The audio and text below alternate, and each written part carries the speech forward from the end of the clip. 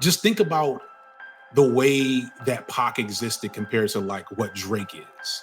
That Pac was a big, viable commercial superstar as a rapper and was still saying some of the realest, most important stuff that anybody had heard and spreading that to everyone. And that's kind of my biggest issue with Drake. Aside from, I don't like his music. His behavior outside of music is really bad, but like a lot of the rappers' behaviors outside. But the biggest thing is, the way I see it and the way I was brought up, in this culture is you have a responsibility as like the figurehead to push forward certain ideas and agendas for the culture, for the people that birthed the culture, for the downtrodden, for Black people, for brown people, and even for disaffected white people. Like that is an important part of your role. The Toure Show. Okay, though. The Toure Show. Okay, though. That might be the best question I've ever been asked. You're a phenomenal person. I mean, you legendary. I am a fan of you, my brother. So there's this 3.5-hour video on YouTube by F.D Signifier called I'm What the Culture Feelin' that over 1 million people have watched because it goes through the Kendrick and Drake beef like no one else, giving you this amazing history of hip hop and how it leads into what this battle was all about. I watched the whole thing right away, loved it, had to talk to the brother about Drake and Kendrick and about the whole thing of video essays in general, which is this amazing form. Let's get into it. It's F.D Signifier on Touré Show.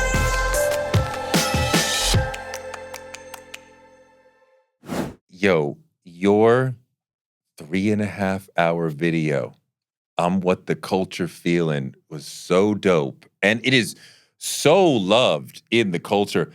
I got like 250,000 people on TikTok just looking at my brief. Wow. Like, this is what F.D Signifier was talking about in his video. And I mean, you had 1 million in like a day. That's new for me. People are loving it. It's interesting because I was watching it in real time. I didn't speed it up. I watched the whole thing. I was fucking captivated the whole time. In the back of my mind, I was like, I wonder if he gonna mention me at some point, only because I did a TikTok that got a lot of traction where I said the most critical line in the whole battle is when Kendrick says, I'm what the culture feelin', right? And when he's saying the culture, not they love me, but I am in simpatico with them. You are not.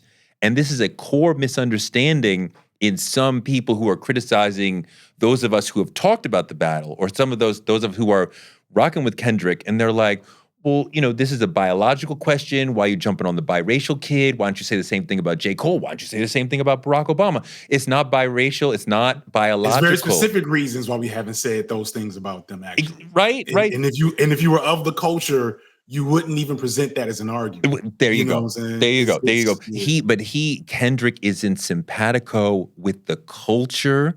So he can make a record like Not Like Us, which sounds like the Bay. So he's making a specific reference to Tupac and the culture, all these sorts of things. And one of the dopest things you said in your video, Drake missed a whole easy chance not calling him a hotep, which would have been funny and would have been penetrating, but he probably doesn't even know what a hotep is.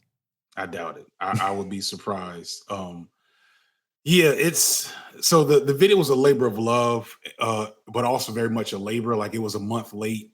And when I knew it was going to be late, I decided to like do reshoots and rewrites because I am within our video essayist sphere.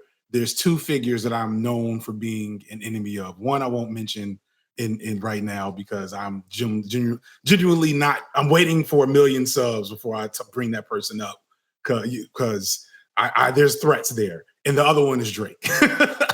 And I'd already made a video about Drake. Yeah, I think, as I talked about in the video, and that was kind of me at the beginning of my like video essayist journey. Okay. And so it's something I'd always wanted to touch on again, because like even after that moment, he got worse. And then when this battle happened, it was like the call was on. Like everybody knew, hey, I need to see what F.D Signifier is about to say about this, because, you know, one of the bigger things, like outside of the criticisms of Drake, the lauding of Kendrick, etc., one of the bigger underlying messages I wanted to come out of the piece was engaging with hip hop artistically and across generation. That's why I started it with that history lesson, because as I watch, you know, a multitude of hip hop podcasts, dabbling, I don't really watch all of them too tough. There's a line I cut at the end that I almost wish I would have kept in. I was like, why haven't any of these dudes talked to Kai Cenat? You know, like Kai Cenat, you know, is the biggest voice in hip hop right now. That may sound odd to us as bigger than academics. Bigger than academics, in my opinion. Yes. Okay. That may sound odd to us, but it's the truth.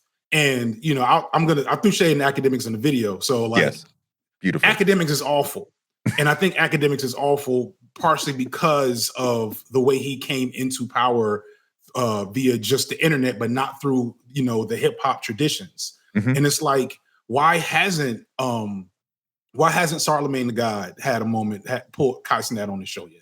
Why haven't some of the figureheads, and even though like Charlemagne and all these figureheads have their own flaws and criticisms, but I think there's a failure among like hip hop elders to kind of, we have our own pockets, we have our populations of people our age that remember those times and enjoy it, but that represents a dying art form.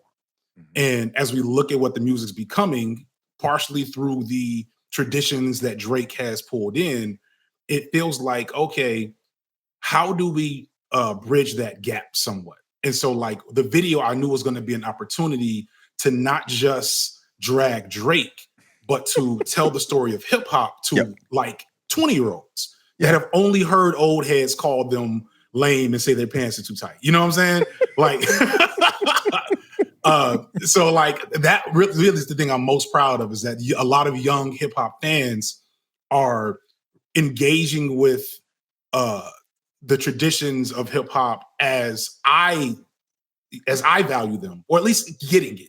You know, they may not come away with the same feeling. I'm still an old head, and I don't ever want to not be an old head to a 25-year-old. Right. But I want them to understand what that means, other than me not liking what you like. You know what I mean? You're sort of dancing into this, but what is the big point that you wanted to get across here?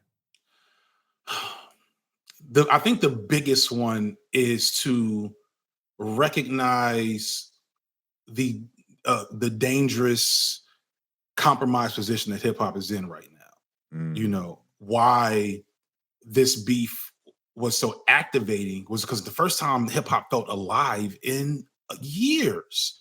Years. When Not Like Us happened, I was like, when's the last time a song was like this? And the only song I could think of was Bad and Bougie.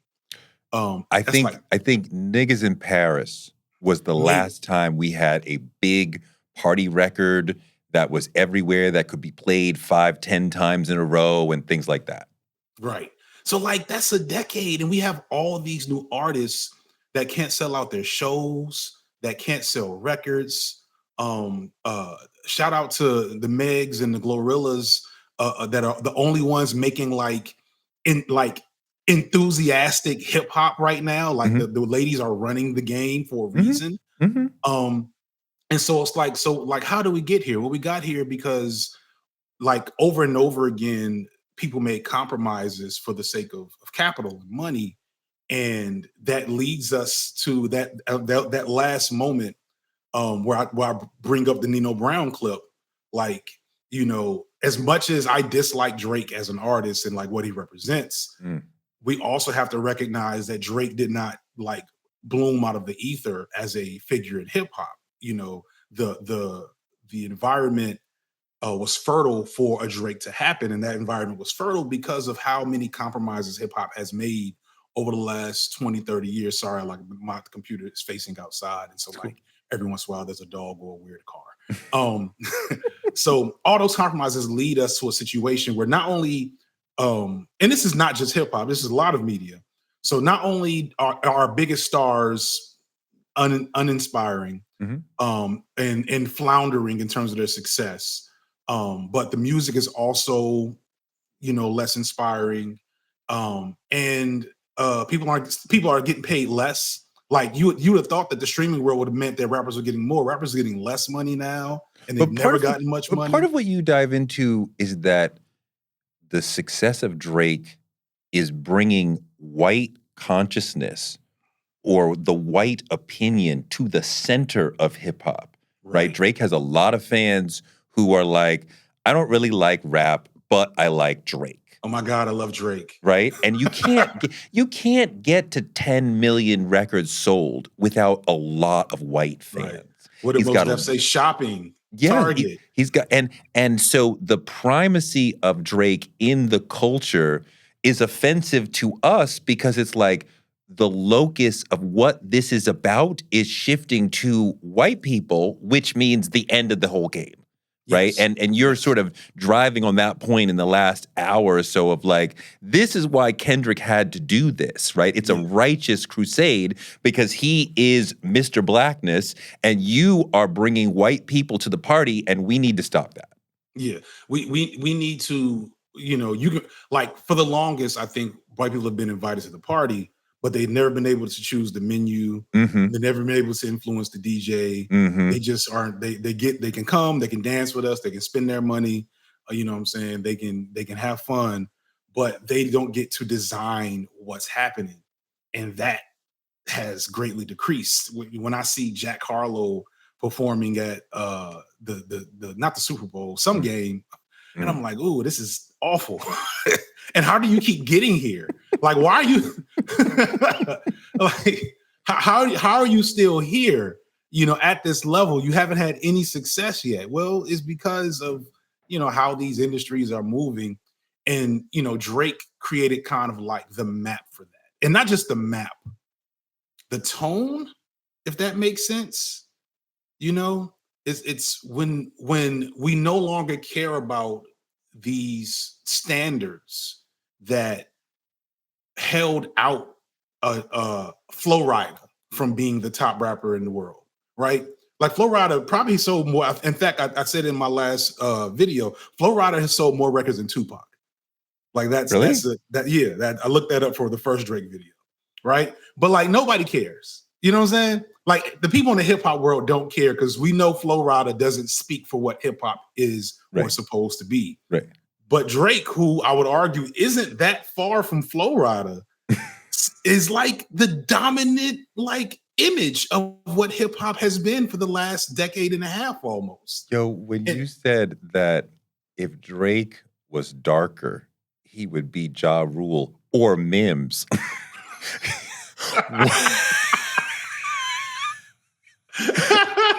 Wow, son. And Ja Rule had a nice career. Yeah. He was hot. And that's dope, right? Now, he's not Drake. He's not Drake. But he had a good career. He had a good run. He's a legend. But his now this is not a biological critique, but your lightness does make you more palatable for white people. Yeah. Yeah. Ja Rule is, white people consume blackness from an outsider perspective on purpose. Because they don't want to get that far in there. Because it's like, all right, what's our language barriers here? What term? Oh, say whatever the fuck you want. Okay. So it's like, all right, you still a nigga. Yeah. But like you're really cool.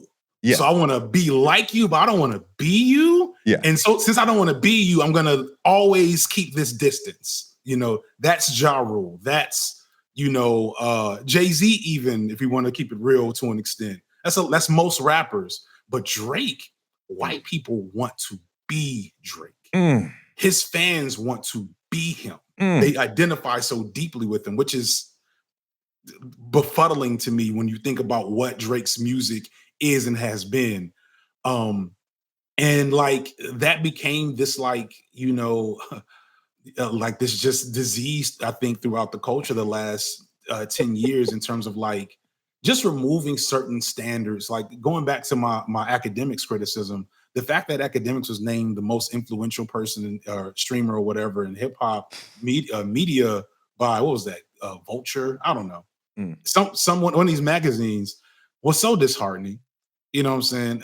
It was so disheartening that was the person they named. And what makes it even more disheartening is I can't blame them for coming to that conclusion. You know what I'm saying? That a person that made exploitative documentary in Chicago and is a professed supporter of Donald Trump is the biggest voice of hip hop. That is bananas in a culture that produced Public Enemy. You know what I mean?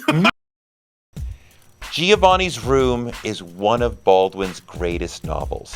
It's a groundbreaking novel set in the bohemian bars and nightclubs of 1950s Paris. It follows David, a young American expatriate who becomes involved in a doomed affair with an Italian bartender named Giovanni. Baldwin explores themes of love, identity, and societal expectations with sharp, probing insight. The novel is one of the first to openly explore homosexuality. Baldwin's exquisite prose delves into the complexities of the human heart and the struggles of self-acceptance. The narrative captures the tension between repressed desires and conventional morality, making it a deeply moving and thought-provoking novel. And since we're talking about Baldwin, let's talk about the deluxe box set that includes newly repackaged editions of Giovanni's Room, Go Tell It on the Mountain, and If Beale Street Could Talk, 3 of Baldwin's most amazing novels, with beautiful paintings by Baldwin contemporary Beaufort Delaney, and new introductions from acclaimed writers like Roxane Gay, Britt Bennett, and Kevin Young. This is a perfect gift for somebody who loves James Baldwin and will help them understand him even better. So I did a video, I did a TikTok talking about the third person in this battle is Tupac, right? And Interesting. Drake tries to use Tupac. He got his hand slapped by the culture for doing that. And Kendrick mentions Pac, I think twice or maybe 3 times of over all the songs, representing I am his heir and you should never talk about him. And I am protecting his legacy. And Tupac is like the patron saint of hip hop. I mean, back in the day when they actually had, what was it, Cribs, right? Almost every rapper had a shrine to Tupac in their house, right? At least in a certain era. And that was very powerful, a very powerful sort of ping pong within this of like, Drake thinks he can grab Pac and use it, and he misuses it, and we're like, no, nobody in the culture would have thought that was funny. And when Kendrick is like, I will pay whatever for that ring because he's turning in his grave and I am representing him now. Right. That was very powerful to me. And think about how Pac was, so there's a herald of hip hop every couple of years is my personal theory. The first one is probably Rakim. You know what I'm saying? What do you mean herald? Like, this is like the iconic figure within hip hop that is leading the culture, the most popular and prominent, but also, and very importantly, making the best music and the most successful music. That combination. So like Pac was that for some time, Jay was that for some time, Kanye, Wayne, and Drake and Kendrick have had this weird back and forth where they're kind of like both fighting for that role. And I think we've officially kind of like done away with that argument at this point. But just think about the way that Pac existed compared to like what Drake is. That Pac was a big, viable commercial superstar as a rapper and was still saying some of the realest, most important stuff that anybody had heard and spreading that to everyone. And that's kind of my biggest issue with Drake. Aside from, I don't like his music. His behavior outside of music is really bad, but like a lot of the rappers' behaviors outside of music. But the biggest thing is, the way I see it and the way I was brought up, in this culture is you have a responsibility as like the figurehead to push forward certain ideas and agendas for the culture, for the people that birthed the culture, for the downtrodden, for Black people, for brown people, and even for disaffected white people. Like that is an important part of your role. That is why Ja Rule for as many hits as he had, never was seen on that level because Ja Rule's like, look, every thug needs a lady, you know, like we're gonna keep it there. But Drake, you know, has been more than any rapper of his status extremely averse to saying anything on record that in any way addresses the real issues and challenges Black people face. He's got like a 2 or 3 bars over the course of like, you know, 7 albums and 15 years of rapping. And when you compare that to Kendrick, but also like you said, Tupac, you see how far we've fallen, you know, in terms of that particular standard. And I'm hopeful that maybe where we go from here, there's the possibility that things improve. How long did it take you to make this video? So I worked with 3 editors, a sound plus a sound editor, and then a music director. I started it probably a couple of days after Not Like Us dropped. Oh, wow. So what is that? May 10th, let's say. I finished the script, the first iteration of this. So it started on May 10th. It would have actually been done shorter. So don't look at me like a normal person in this regard. I can turn around video essays at a normally fast pace. Like another video essayist, this would have taken them 6 months. Whereas for me, it was really done in a month and a half. And then my first main editor had a baby that he didn't tell me about. I'm working with young people. It's all love. I paid him the full fee I promised him. I paid him out regardless.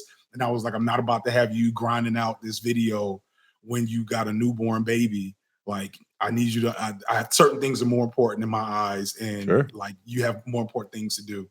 So here's the rest of your payment. And I handed it to another editor. And then in that handoff process, a lot of the media got corrupted. Oh. So that editor spent 2 weeks then rebuilding the video's like core components and then finishing the edit. So collectively, that's May, June, July. So collectively about 3 months, but really the real work was only about a month and a half. You took me back in the video to the thrill of that Friday night, right? And we had gotten, was it 6:16 in the morning? Yes. And then Friday night, Family Matters comes with a video. We're all consuming it. And then, was it Euphoria Friday night? No. A family, Meet the Grams was Friday night. Meet the Grams was Friday night. And you said, we didn't listen to Meet the Grams, we survived it. Yeah, because like, you probably vividly remember that moment. Well, I remember people texting and calling me like, Kendrick dropped. And it was like, wait, no, that can't be. He just dropped this morning. Drake just dropped. Like, what are you talking about? How could he just, like, what do you mean? Oh, yeah, it's so wild and like cool. That moment is so awesome. I genuinely feel bad for people that weren't locked in for those text messages, for that moment. And I described it completely, like, honestly, my experience, because I knew, I was like, because I'm following Twitter and people are pointing out there's no image. This image has no record in Google image search. So this is something, we don't know what it is, but it's something. I was like, whatever that is, Kendrick knows that Drake knows what it is, right? But none of us do. So this is some type of subliminal. And this is like, we're going way further than just, I'm gonna spit my bars and you spit your bars. This is psychological warfare. And then to hear Meet the Grams, I only listened to it once that night. It's so hard to listen to. I was like, that is enough for me. I got what I needed out of this.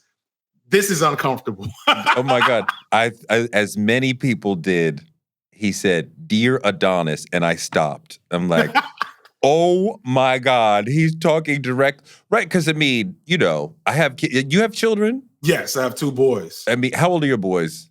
8 and 11. I mean, you know, can you imagine somebody speaking out of turn to them? Like, You got a problem. He stepped on your foot or whatever. Like, talk to me and I'll handle it. But you talk to you're talking to my kid. That is that is Vicious. so disrespectful. Vicious. It was a vicious act. Is Dear Adonis like up to heretofore? I think most people would say the greatest first line in a diss was "fuck your bitch and the clique you claim," right? And we're already like, okay, damn, right? Dear Adonis, I think is worse. Yeah, I think it is. Because that's that, and because that's, I don't know, that's trauma. Because he's gonna hear that song eventually. Oh my God. Like he's gonna be old enough to hear it. Of course. And like literally, and then other kids are gonna be mean. They're gonna be like, Dear Adonis, your outfit today is not like, they're just gonna make up their own versions of way, because kids are mean. They're gonna make up ways to Joan. You know what I'm saying? So like it's a cruel, ugly thing that he did. But it's some Sun Tzu Machiavellian type stuff where it's like, look, you defeat your enemy completely. I was just as shocked the next day when Not Like Us dropped, and I was like, and then like by the end of the night, you see people at the club. A minor. Like you see people at the club. And Drake hasn't been the same since. His fans and everybody's, oh, he's not bothered and da. Drake has had very weird moves and vibes since. I genuinely hope that he just comes out with a nice, I mean, he missed the whole summer at this point, right? He said summer vibes were up next, that the vibes did not come. So I'm hoping that he comes with a late fall banger, something just to kind of cleanse everybody's palate and say we can officially move on. And you know, we can settle into the new normal. But I'm worried about him because Drake is very petty. You know, but you make a great point when you say Drake is like Trump in that winning is their brand, right? You roll with them because you expect they will win. And if you lose that, what do you have?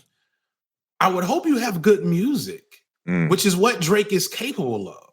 You know what I mean? Like, so, you know, I want to be clear to those who this is their first introduction. As much joy as I get out of hating on Drake now, I was a Drake supporter early on. I was like, nothing was this, no, not nothing was, what was the first mixtape? Not the first mixtape, but the big one that broke him out. Yes. Yes. So Far Gone. Yes. I was a big fan of that mixtape. I was a huge Kanye fan, and I'm a soft boy nerd from the suburbs. So like, as much as I love me some Wu-Tang Clan and MOP and like the Locks, I grew up on all of that. When Kanye and Wale and Lupe and all these other folks were introducing this other part of hip hop that hadn't been seen since like PM Dawn, as I was coming into my like becoming a man, I was like, yeah, this too, right? Like, no, shut up. This too, shut up. I'll fight you. I want all of this here as well. And so like Drake was a part of that. But as he, you know, showed his, you know, true, like, so he gave us good music, but he also started to show us maybe why his critics and, you know, the gatekeepers, as maybe misguided as they sometimes were in their rhetoric, why they were like, nah, no to this guy. We'll let you have these other ones, but this one, no to him. Are there not Drake songs you like? There's a few. What do you like? My favorite Drake song is not even his song, and it's only because of a particular experience I have associated with it. It's his version of Ashton Martin music is one of my favorite songs, and it's only because I heard it like one of the first times I heard it was in a strip club. Okay. And I was like, this is the most amazing thing ever. It was like, I have a joke about it in the first video. I'm at, have you been to Atlanta? I'm sure you've been. I went to Emory. Okay. Oh, cool. I didn't know that. Wow. That's wild. So that's not far from pinups. Okay. You know, and so like, I'll never forget being in pinups and that song comes on and it was like the whole room disappeared. And I've never been a strip club guy, but I was like, this is the most amazing thing that's ever happened. This song combined with the way this stripper did her craft on stage. You sound like you was mad high, son. I was. I have long felt like I don't like you, but I like One Dance. I like what was there's a couple of records that I do like. The Meek Mill joint, Going Bad. Skin Leather.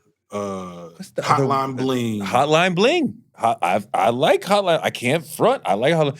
It's amazing. The joint, God, what was the joint he did? Nice for What? Nice for What is a hot record. And the joint, going back, that first big mixtape.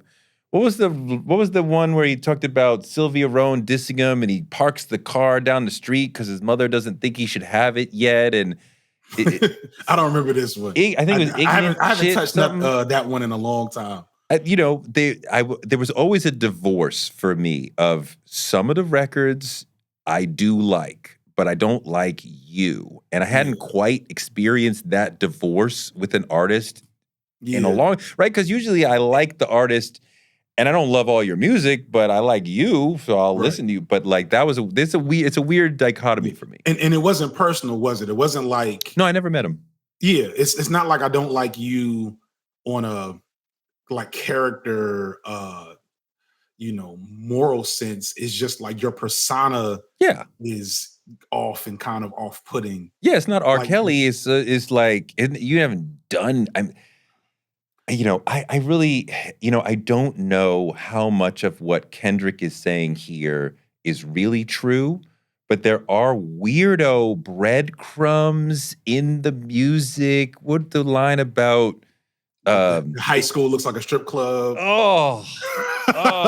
High school pics, you was even bad then. Like, what was it? Chino Hill parking lot looking like? Yeah, that's what I'm talking about. I thought it was Sierra Canyon looking like Magic City. Like, that's new to me. Like, because I kind of stopped paying attention to him. I didn't catch a lot of that. The thing that started turning me off that I left out of the script because I couldn't find the video evidence of it, but I have such vivid memories of Drake telling every rapper he met that he was their biggest fan. He would do that all the time. Okay. I had one video of him doing it to Joe Budden. And then like there's the one clip of he's like, I want to be ASAP Drake. And like he would do that to everyone. And it coincides with the fact that like for the first 7 years, like 5-6 years of his career, he was a fan of a different sports team every like 6 weeks. Okay. You don't catch that? It's called, they call it the Drake curse now.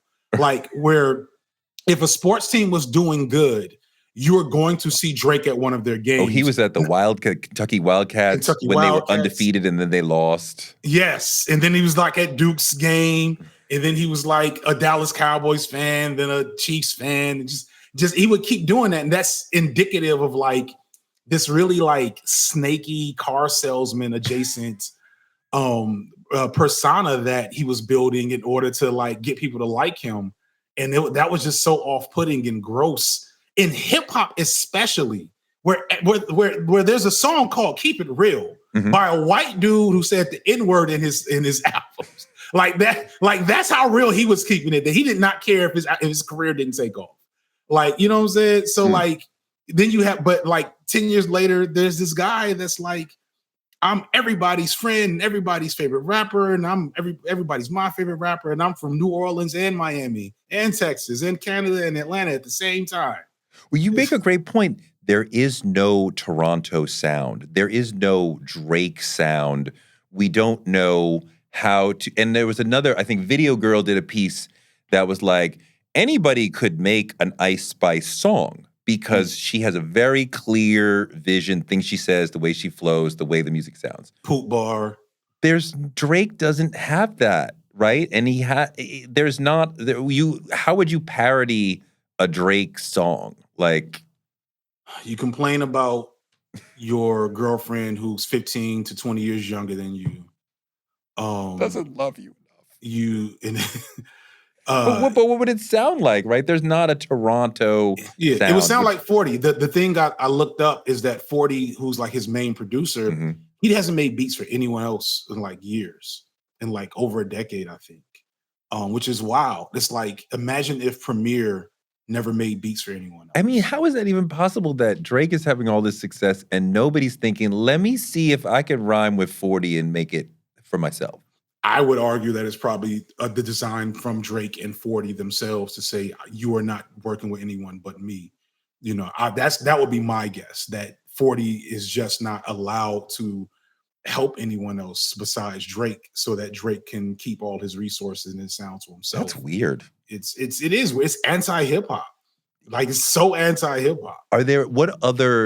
What are some other big ideas that you left out of your encyclopedic video?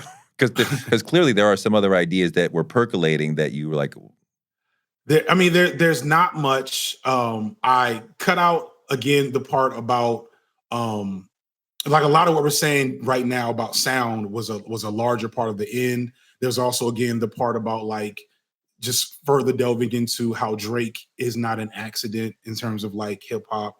I did a video about Kid and Play, and I kept some of it in, but I initially spent more time talking about how, so even as we're celebrating like Drake being removed, we also like need to keep in mind that what Drake represents is still a part of hip hop, the fun parts of hip hop. And in my Kid and Play video, I'll talk about the fact that like Kid and Play got clowned on a lot during their time because they weren't real.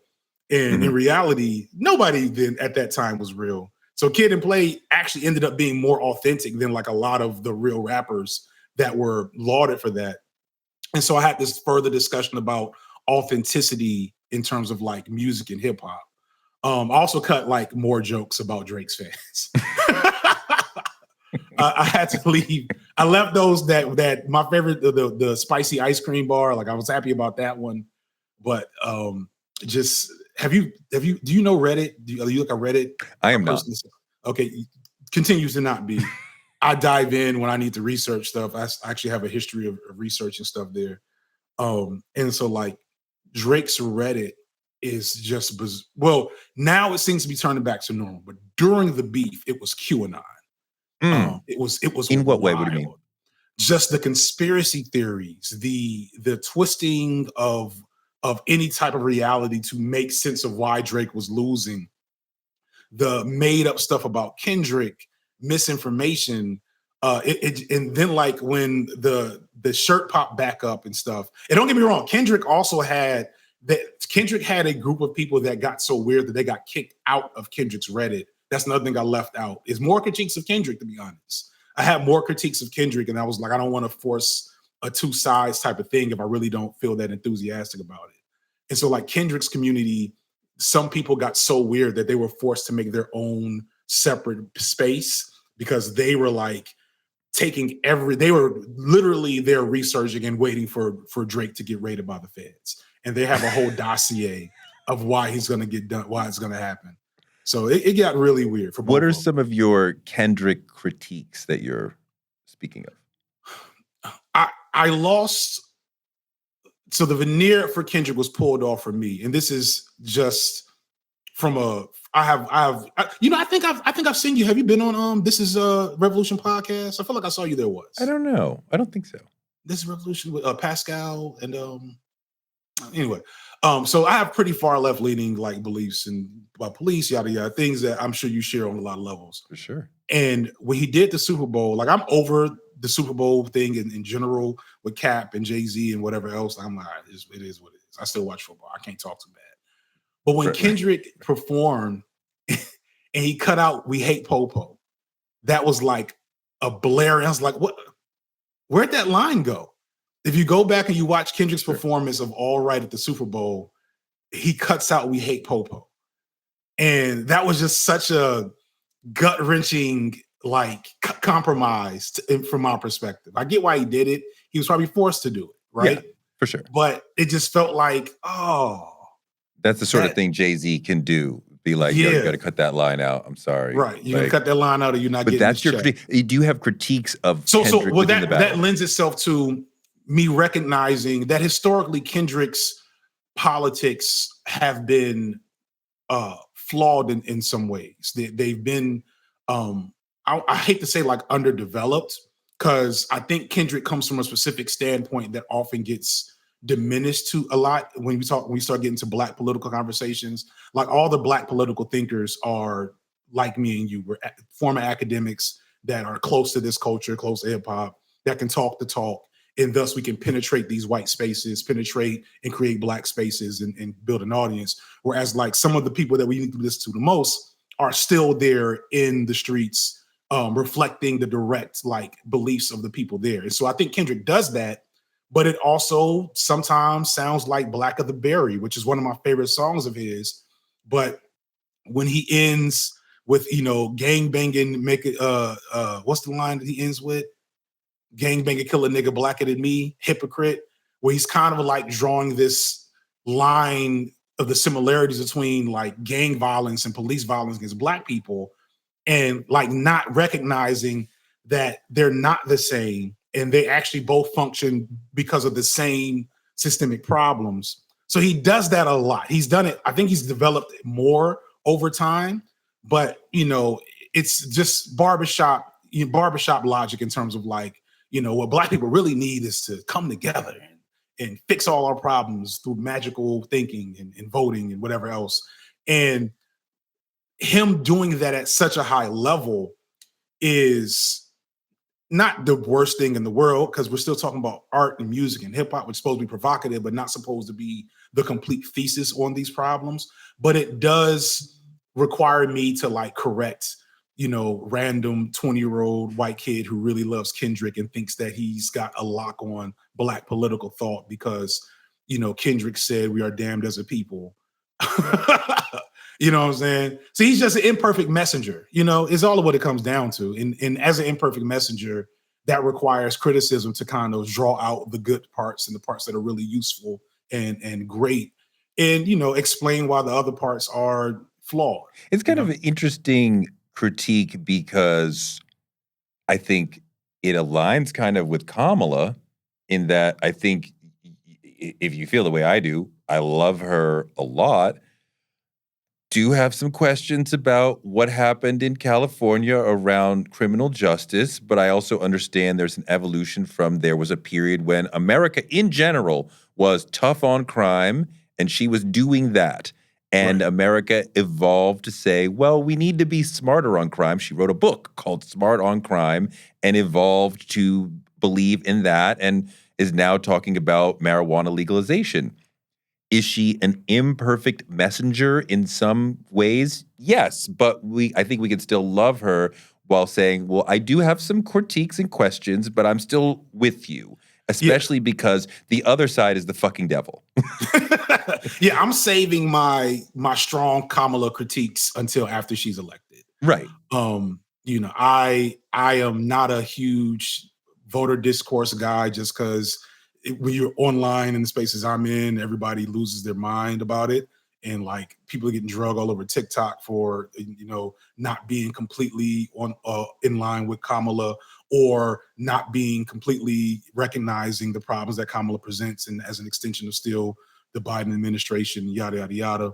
But I think actually you make a good point in that we should never fall to these charismatic, large, impressive, imposing figures to be the end all be all in how we engage with the world and how we develop our own political thought, etc.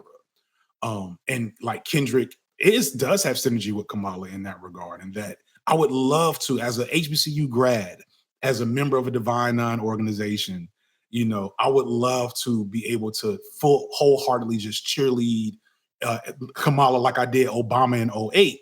But because I was that in 2008, I now have like trepidation. Like, wait, I remember how, I remember what this feels like. And I remember how not having a critical eye on how systems bigger than the president, right, work made it so as certain functions and mistakes started happening, I was ill prepared to reconcile that with my belief system. And so actually I'm excited in a weird way about Kamala because there's a whole generation of elder millennials and younger millennials that went wild for Obama in 2008, were a little concerned and then disaffected in 2012 and afterward, that now are seeing it happen again.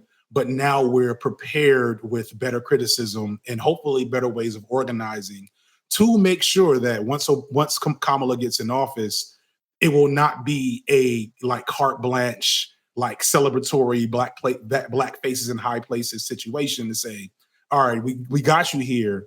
Here is what we require of you in this position versus I can't believe we did it, which is what happened in 08. The video essay world is really fascinating and deep.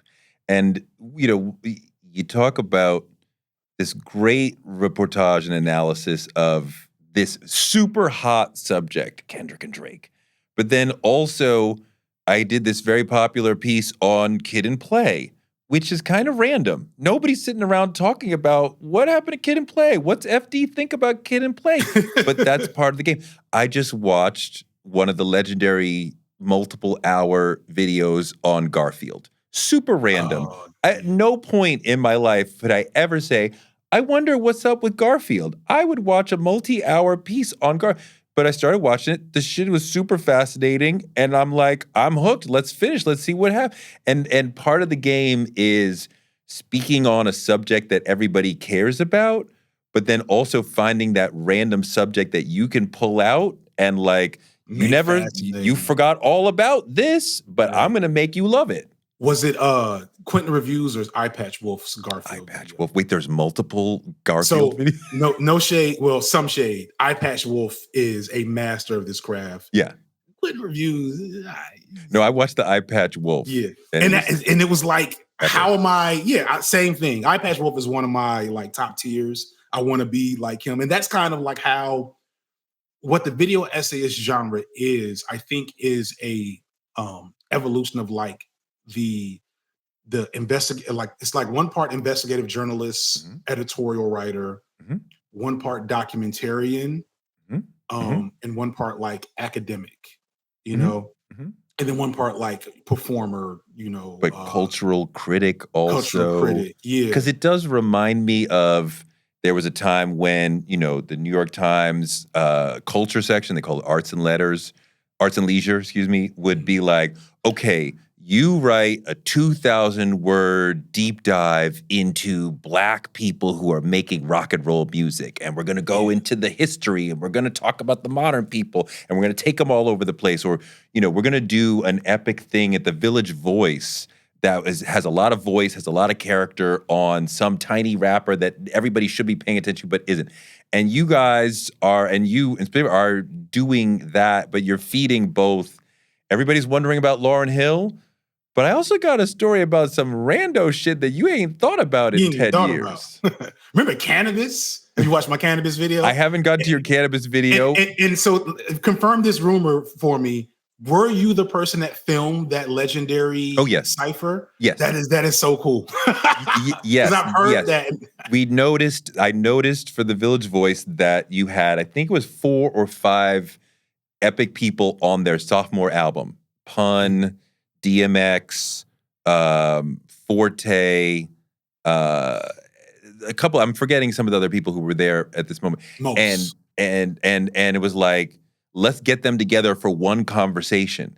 And then I think Cannabis invited himself. Mike Geronimo invited himself. There may be one other person who invited themselves. And it was funny because we were at this restaurant downtown called Match, and each person brought like one of their boys who sat at, it was like 3 o'clock in the afternoon. The place was empty. Everybody's sitting at a table sipping on one Heineken for like an hour. We're not really spending. So after a while, after about an hour and a half, the restaurant was like, okay, y'all got to go. And like, we're just sitting here talking. Like there's not causing a commotion. We know you're tight. They're like, y'all got to get out. You Negroes need to get on. Too many Negroes in one place at one time. But for sure. That's wild. And so like, yeah, like I might make a whole video about that. Oh my God. You know what I'm saying? Because like the internet was supposed to be for stuff like this. Yeah. It wasn't supposed to be like Twitter nonsense and fucking fight videos and all this. It was supposed to be a place to house some of the most interesting things that have ever happened where you get access it immediately. Because I grew up with Encyclopedia Britannica books. Yes. You know what I'm saying? Amen. Where I had to like you like if you didn't have, and mine was from like 4 years, the 4-year-old version that once I got it, so it's missing stuff. Whereas now the whole thing is here on phones, and why not? Especially as I built the audience I have, why not take them? Like, yes, I will do this Drake Kendrick video. Of course, I'm going to do a video about the most significant moment in hip hop of the last 20 years. But also, remember this like rap duo from circa 1988 to 1991 that was like huge that nobody remembers? F.D Signifier remembers. That cipher is in my Cannabis video. Like it's when you say, okay, I'm gonna go and do Kid and Play, and I'm gonna invest a month, right, and my resources. And this is my one shot because I come out once a month. Right. Right. I mean, when you say we're going to do Kendrick and Drake, like, obviously, let's go. Like, Lauryn Hill, like, great idea. We're going to do Kid and Play. Like, is there a voice that's like, okay, we're taking a shot. Like, this might not work. So I actually felt that for Lauryn Hill, believe it or not. Okay. Because I find that YouTube does not have. It is one of the reasons why I'm happy to be on your platform. YouTube doesn't, I think, have like a well-developed Black audience. Okay. It's very young. It's there for like, again, the Kai Cenats and maybe some hair tutorials and some gaming. But like us, people of, Gen Xers and older millennials are not really there for serious stuff, too tough. It's happening more, but they're not really there. And so I was and the only reason I did Lauryn Hill is because I had a string of super hit videos. And Okay. I was like, okay, I'm going to take a chance to do this Lauryn Hill video. Okay. Because it's in my spirit. This is something I'm passionate about. That was one of my first ever crushes. Sure. We're going to make it happen. And it was successful. And so then it's kind of like planning out a menu for like a restaurant. Okay. So it's like, okay, the thing that a lot of people say is like one for the algorithm, one for the audience, one for me. Okay. And so I went kind of on another run, did some good stuff I know people wanted, very successful. And then I got to the Cannabis video. And the Cannabis video started out in the toilet, and I changed the thumbnail, and then it went off. And so once I was successful with the Cannabis video, I knew I had built an audience where if I want to do a hip hop lore video, it's going to be fine. As long as I don't do 5 of them in a row, I'm always going to find the audience I want. The things that have failed for me are sports. I've done a football video and like a pro wrestling video, and neither of them really hit the numbers I wanted them to hit. But everything else I've built, and this kind of gets us into like the YouTube nature of like this particular genre and medium. There's a lot of, I don't want to say secret mechanisms, but like things people don't think about as consumers and as creatives that go into timing, how you develop a concept, how you make it, and all these other things that I've been lucky enough to be connected to, good people that have taught me these tools. I've been consuming this type of content from the very beginning. And so, and I have a lot of back, like I was a teacher, I was a public speaker, I was a grad student and researcher. So I have so many skills that just tend to lend themselves to this thing. So it worked out. The research thing, the obsessiveness of the creator I have looked at every possible thing Not in every this possible world. thing, but Right. Well, but that is the affect of like, I scoured the entire internet on X subject and I'm giving you my download on it. But we want to feel like he or she is super well researched on this issue. Yeah. And I've also hired a researcher before to help me with that. I think and I said this in the video essay about video essays, people that like this type of content are stimulated by that type of energy, stimulated by the experience of learning something new and something, maybe quirky or novel, And so they want you to have done your research. They don't just want you to repeat. There's one video, I threw a little subliminal at. It's like it was a 4-hour long video on the Drake Kendrick thing.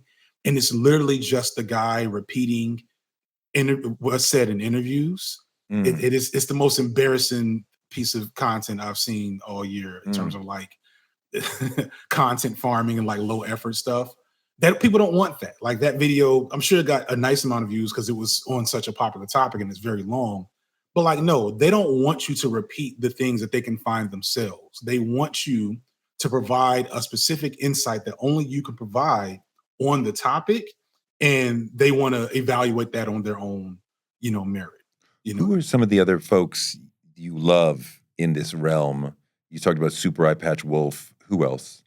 So my personal top tier, like I drop everything and watch them, are Super Eye Patch Wolf, CJ the X, and Dan Olsen. Dan Olsen? Dan Olsen, aka Folding Ideas. That's the name of his channel. Because in terms of analysis, writing, and just being incredibly novel in their perspective. They're just interesting. They're just naturally curious people that found their way to this medium, and their natural curiosity has made them has benefited them in this particular platform and medium. And so like whatever they're talking about, I want to hear what they have to say about. I don't care. CJ the X has made videos about Nickelodeon shows I've never even watched, and I've still watched their entire videos. Me and Eye Patch Wolf are kindred in a lot of ways because he's a big nerd.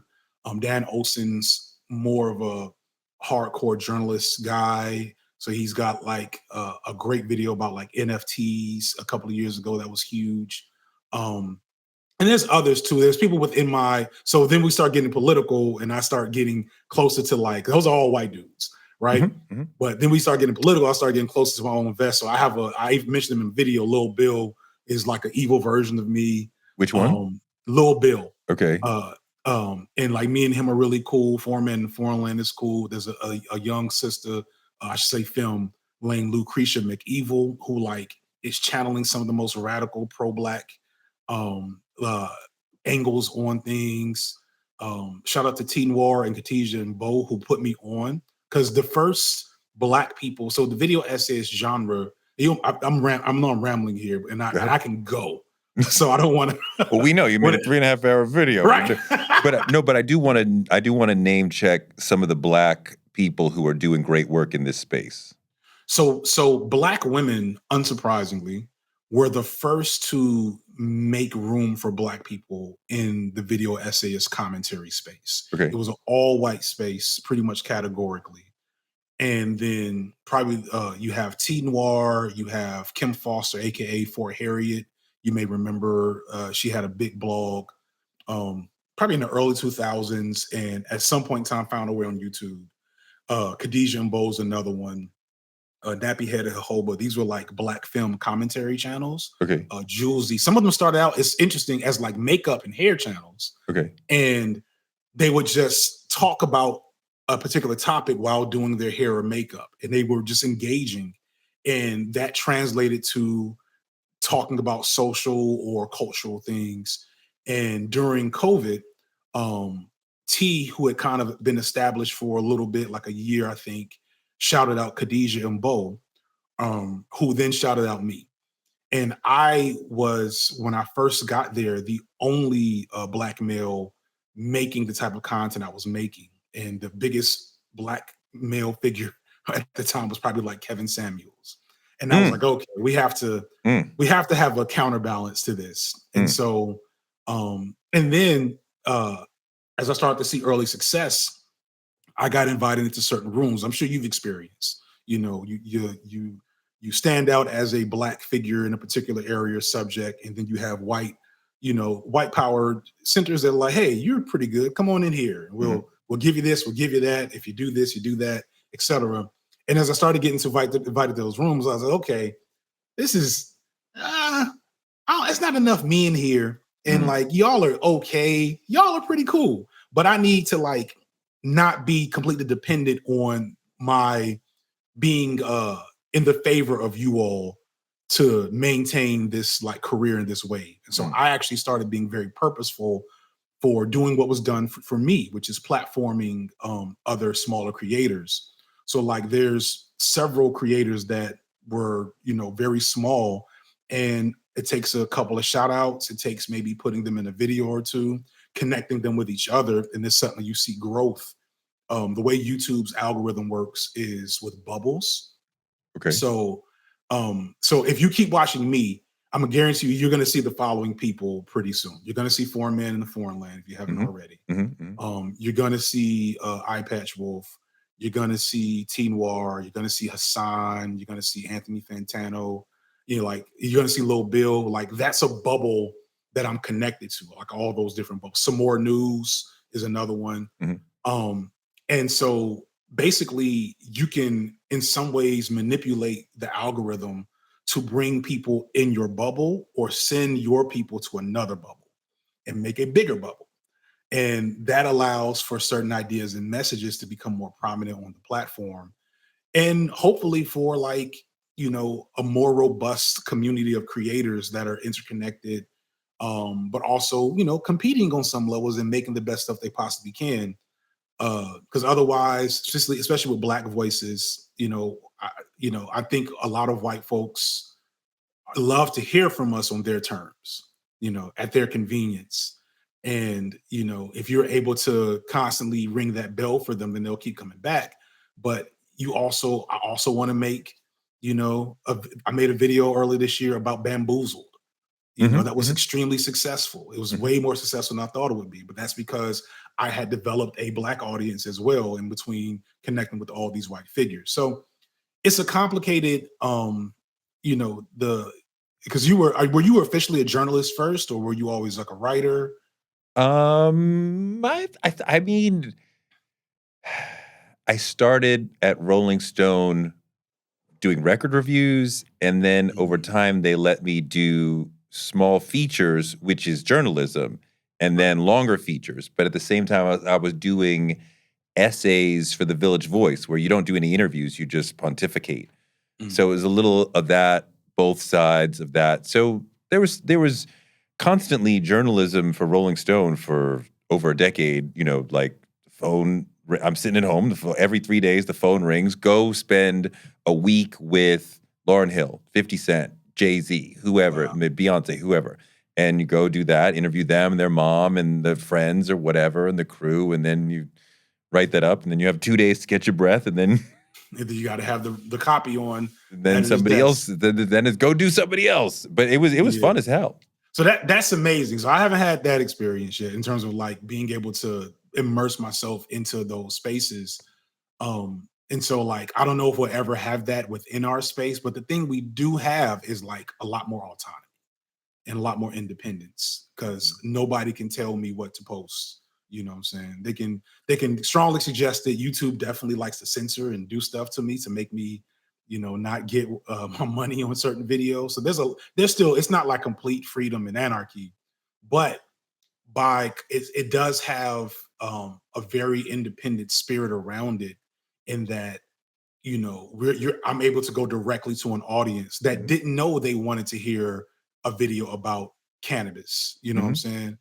And I don't have an editor telling me, nobody wants you to do that. I need this, Jack Harlow. I had so many people telling me to make a video about Jack Harlow when he was cursing all of us with his presence the last couple of years. So many people kept asking me to say that. I was like, I'm not doing that video. I don't want to do that video. That sounds horrible, But here's this video on Lauryn Hill and cannabis, a rapper from 1997 that nobody remembers. And so that's I think the coolest part of our space right now is that we get to kind of on a lot of levels, not perfectly, there's still so many barriers, but we get to dictate what it looks like. And, I don't know if I'll ever, especially some of the things I've said, I don't know if I ever get like the Breakfast Club invite or get to hang out with, other major figures. But I also don't fear, except for one person, speaking my piece on my platform. Who is this person you fear? If you keep around long, if you watch enough of my videos, you'll figure it out. if you go through my catalog, it's a running joke that I'm afraid of this person and that I will do the full takedown of this person and all their awfulness once I get 1 million views. Who's also a video essayist. No, not a video essayist, but a prominent figure in Black media, and I'll leave it at that. I don't want to taint you with it, because then you'll be coming like, oh, Touré had him on his podcast, so we got to come get Touré too. Like, I want all the smoke for me. It's like that. It's like down. That. Like just standing next to you, I'm game. I'm in. That's the other thing about the youth, because the audience is so intimate with us. Folks get out of pocket and froggy, and there's so much like drama. I was a victim of my own ego and self-importance for the first like couple of years. So I was constantly getting into drama with other creators. But like early last year, I was like, all right, this is dumb and a waste of time. And I'm too old to be arguing with 26-year-olds about politics on the internet. But there are still people that are like, ooh, that F.D Signifier, he's insert random nonsense thing here. But nothing you'll get in trouble for, trust me. The people that are here for this Drake video, they love me.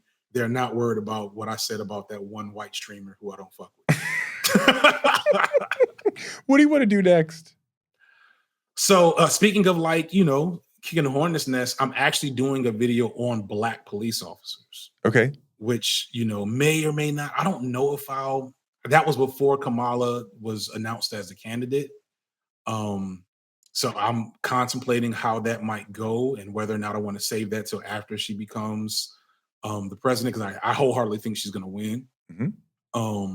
Then I always have like 2 or 3 ideas like percolating in the back of my head, because I can get them done so quickly. But I'm probably going to do something on like Black bodies and desirability. Okay. I'm here in Atlanta, the home of the BBL. I'm also, an aging brother whose stomach is bigger than it used to be, who now, for professionally, I look at myself regularly, and I gained probably like 20 pounds between my first video and like videos last year.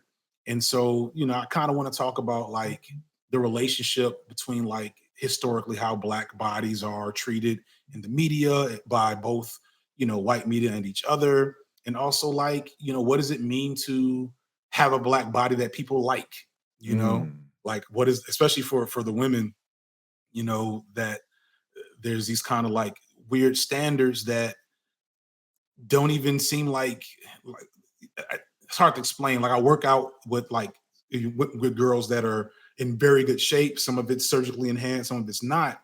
And there seems like there's this tension around it. And, I wanted to investigate that. And I think for especially some people in my audience who are younger, who are dealing with like the current challenges of body image, they'll appreciate specifically a male's perspective. A lot of times I think is appreciated when you get into certain conversations. So that might be my next one if I don't do police. And if not that, then Spike Lee's the Four Bloods. Oh, It's either the 5 or the 4 Bloods. It's one of my favorite movies. The Vietnam picture. I think it was the 5. Yeah, the 5 Bloods. Yeah. Just something cool about that. Okay. So that's the plan. One of those 3 will be next. All right. It's fascinating to talk to you. You definitely dropped a bomb on the culture with this one, with I'm What the Culture Feeling. Congrats on that. Thank you. It's wild to be in, like, not just in your presence specifically, which is awesome, but like when you say that, I'm realizing I have like attached something to hip hop culture permanently. Yeah, for sure. That's dope. A lot of people who commented on my TikTok about your video were like, FD did it again. So there's already the reputation that he's gonna slam dunk on the subject. And it's just, I'm sure you got some new fans out of this, but there were a lot of people who are already like, I've been knowing. Yeah, that's wild. It's a wild experience. I'm an introvert by nature. I didn't start making these for the nominal YouTube fame. It was because I was the type of guy to, have hip hop debates in, your dorm room or your basement. Like I literally, like shout out to my cousin, DJ Trackmatic in Chicago. Like growing up in my auntie Bombati's basement, going there every weekend while my cousin Edie spun records is how this video essay came into existence, because that was the essence that I like grew up in and around in Chicago. And suddenly I'm a part of the thing that I partook in for the last 25, 30 some odd years. So that's dope. And I appreciate you kind of christening me into like that space a little bit. This has been a good experience. Congratulations. Great job. We'll be looking for whatever you got next. Thank you. Appreciate you. Hey, if you like what you saw today, be sure to check out more Toure Show content right here. Don't forget to click that subscribe button for more Toure Show content every week.